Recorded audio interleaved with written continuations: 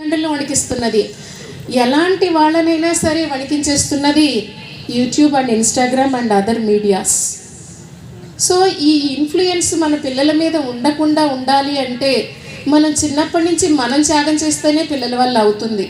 కాబట్టి మన స్కూల్కి వచ్చిన పేరెంట్స్ ఎప్పుడు చాలామంది చెప్తూ ఉంటారు, ఇలా మా పిల్లాడు యూట్యూబ్ ఇన్స్టాగ్రామ్ వదలట్లేదండి, నేను వచ్చానని వాళ్ళకి చెప్పొద్దు, కాస్త మీరు చెప్పండి, మీరే చెప్పండి, సెల్ ఇవ్వమంటే ఇవ్వట్లేదు, కానీ నేను వచ్చానని మాత్రం వాళ్ళకి చెప్పొద్దు, ఇలా చెప్తూ ఉంటారు. అంటే ఇద్దరు పిల్లలు ఆ తల్లిదండ్రులకి వాళ్ళు కంట్రోల్ చేయనటువంటి పరిస్థితులు ఇవాళ నెలకొంటున్నాయి.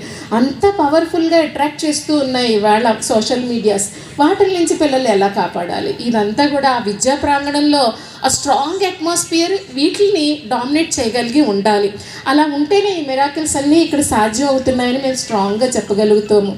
అలాగే చివరిగా వచ్చేసి ఈ సోషల్ మీడియా తర్వాత పిల్లలకి ఇన్ఫ్లుయెన్స్ చేయగలిగే డ్రైవింగ్ ఫోర్స్ ఇవ్వగలిగే టీచర్స్ ఎప్పుడు చెప్తూ ఉంటారు, అమ్మ రోజుకి 30 నిమిషాలు ఎక్సర్సైజు మనల్ని డాక్టర్ నుంచి దూరంగా ఉంచుతుంది చెప్పడం